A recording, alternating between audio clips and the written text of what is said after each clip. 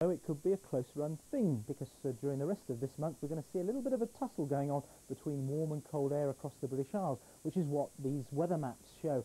Cold air to the north, warm air to the south. And you can see here that cold air tries to push southwards, but then the warm air pushes it back northwards, and then over the weekend the cold air has another bash at pushing southwards across the British Isles.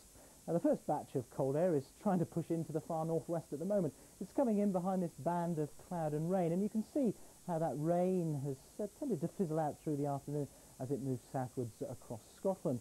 But now, across in Northern Ireland, the weather front that's bringing that rain southwards has pepped up again, so there could be some heavy bursts of rain moving across the province during the evening. I think the weather across Northern Ireland will be quite interesting overnight. The skies will clear in the north, it'll turn quite cold, there'll be some fog, perhaps even some frost on the ground, whereas further south the cloud will linger and temperatures in Belfast will probably hold us around about 6 degrees. In fact, those clearer skies coming in across so much of Scotland, so perhaps some frost on the ground there and some fog in the valleys. But up in the far north of Scotland, there'll be quite a bit of cloud. It'll be windy too, with some rain rushing in off the Atlantic. You may see those clearer skies getting as far south as the northernmost counties of England, bringing some fog patches there. But for the rest of us, it's going to be another misty, murky night with some drizzly rain turning up across central parts of England and Wales by the end of the night. But the mild air will hang on in the south, the cold air getting into the north.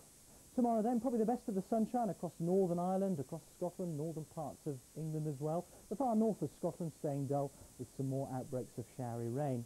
You may find things brightening up on the eastern side of England, but for these more southwestern parts of England and Wales, it'll stay dull all day with a little bit of drizzly rain around. But of course, the mild air is going to stay there in the south. And then on Friday, it'll start to try to make a bit of a comeback, bringing some cloud and rain northwards with it. As we move into Saturday, the cold air will try and push it southwards again. And through the weekend, I think we'll find that cold air getting further